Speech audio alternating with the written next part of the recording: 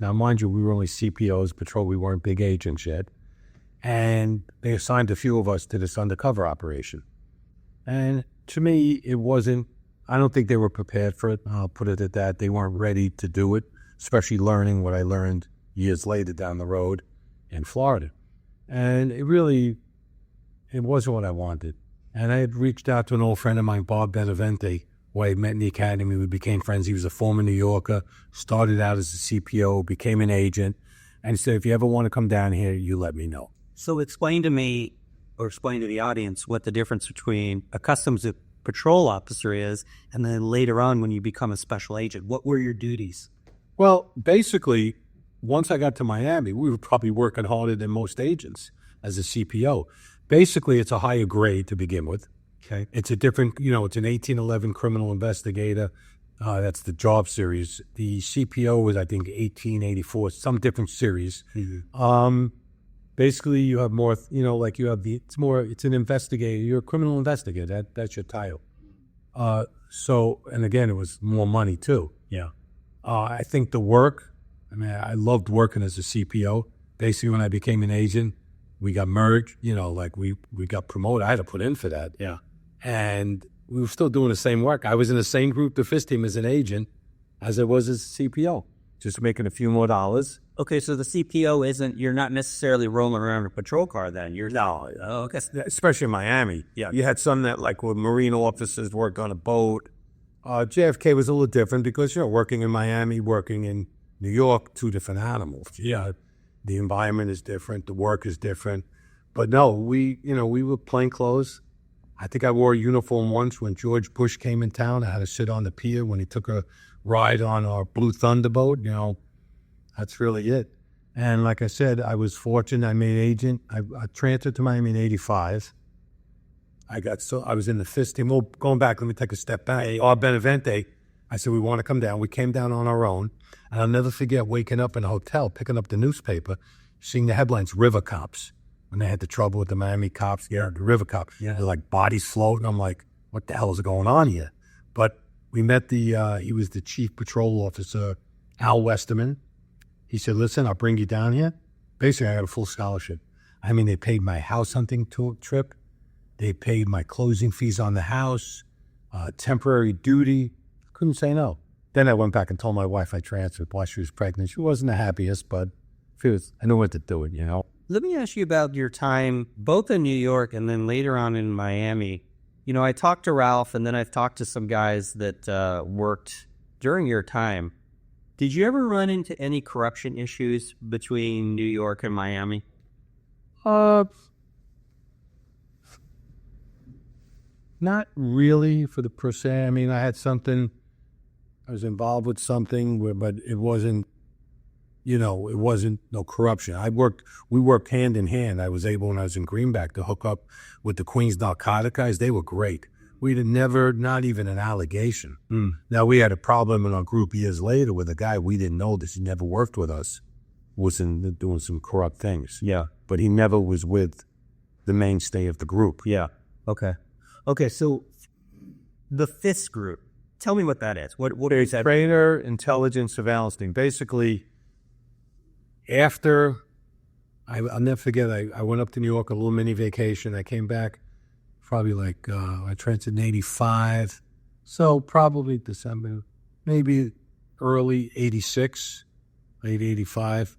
Guy Wayne Roberts took over the group. Wayne's nickname was the Rocket Man. He used to be Greenback, always moving, always moving. I just heard of him. I didn't know anything about him except he was a workaholic and a great guy. Well, he must have hand-selected some of us because when I came back, he was the new boss. And I get pulled in, and I'll never forget, he said to me, your first words were, don't ever lie to me, I'll go to the wall for you.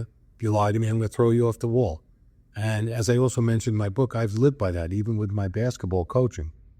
And we just started talking, and from that moment on, I had the time of my life. I learned so much from him, just very loyal, taught me everything about working the street, working drugs, just how to get the job done. But the FIS group in particular, what were you guys focused on? Well, we were supposedly focusing on freighters coming in. We were doing small boats.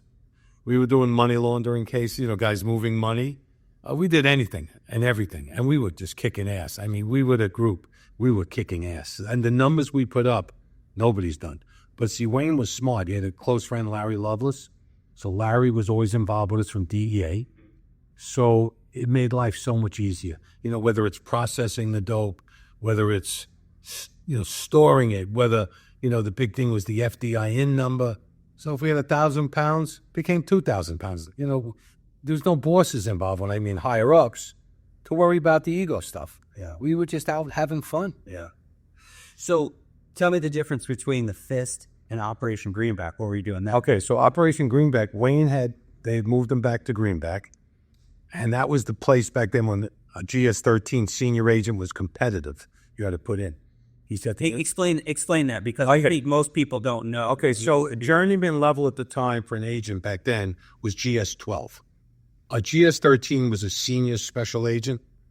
I don't know if you want to equivalent that to getting like your gold shield in NYPD. You know, you get a raid, more money, basically same job, but you could be the backup at times to your agent, to your supervisor. So what happened was Wayne goes to Greenback. He says, listen, just stay where you are. I'll get you over there. He goes, you work hard, you get your GS-13. So I probably stayed in the Fist group. I worked for Great Boss back then too, Woody Kirk. We would, again, just kicking ass. I mean, making cases. We had 1,000 kilos. Nobody did that back then. We were just making big numbers, you know, and just having fun. And then I got my transfer to Greenback. And that was, I want to say, maybe 88, somewhere around there, 88, I think. And less than a year later, I got my GS-13. First time I got denied, they said they didn't have enough, but I wrote up my cases, and Wayne pushed, and I got it. And it was great. We had an undercover, well, we had 3 really good informants. I was fortunate. I had 2 of them. Steve Hayward controlled another one, and we had Operation Casacom. I don't think anybody put up the numbers that we did. And we would just, you know, what we would do is we would have, you know, either an undercover or the informant meet with a potential money launderer through our informants that were reached out through Colombia. In my case, I had one that was directly linked with the Cali cartel, and I had another one that would do the pickups. But what Wayne always taught us was, you know, let's say the bad guy said, okay, listen, I have $500,000 to move. Wayne would say, tell me you only take $250. So this went out laundering a lot because we were legally able to launder the money through, you know, the programs you had through the Organized Crime Drug Enforcement Task Force, DOJ, Treasury. So what we would do is we would get the money from, let's say, the guy would meet our undercover or the informant. We would launder the money through our undercover accounts, and then we would follow the guy that dropped the money off. Now, we know he has $250 because he only gave $250 to our informant. We'd follow him, see where he drops it off. So we had to put a wall between the informant or the undercover and the bad guy. So then we would watch the house that he dropped the money off, and then we would take them off. You know, do it that way. Then later we could go after the other guy. So essentially, Operation Greenback was a money laundering operation. So did you make large pickups of money? Again, Wayne always taught us, see, some people just launder to launder. We weren't taught that. We were taught, whatever they say, you're not taking it all. I knew other groups that will launder $1 million and think nothing of it. To me, that's aiding and abetting. Yeah. That's my personal opinion. But what we would do is, again, we would always play it right. The whole idea was if you launder, let's say, I'm just saying $500,000 this month, you want to seize $1 million. You want to be ahead of the game. All right. You know, so we were taught that. And that's one thing I learned, that I always stood by it where others didn't. But I'm assuming when you're dealing with these type of groups, you're seeing millions of dollars in cash, right? So was there I spoke with another guy who was dealing with this amount of cash, and you know, if you're dealing with this amount of cash, there's got to be some sort of, you know, there was at least one story about somebody going bad, taking the money and everything else. What kind of prevents you, from your own standpoint, from getting into a situation where you're like, yeah, $100 here, $100 there? Well, like I tell everybody, I worked in jail. I don't want to live in jail. Okay. The other thing was, I worked with some of the best cops ever, from Broward sheriffs, from Dennis Cavalier, Bert Fashard. Oh, we had unbelievable Maria Pole. We had unbelievable cops. They were so good. Metro Dade, Tommy O'Keefe, Tommy Williams. These were the best of the best. Coral Gables cops, Wayne Harrison, his group. We trusted each other.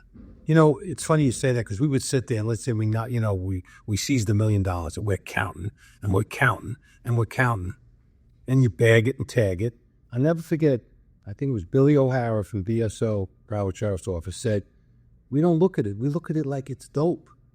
You know, until the end of the day, you say, oh, we just seized 1.2. Now, I know one year, the group I was in, we set a record. We seized 22 million.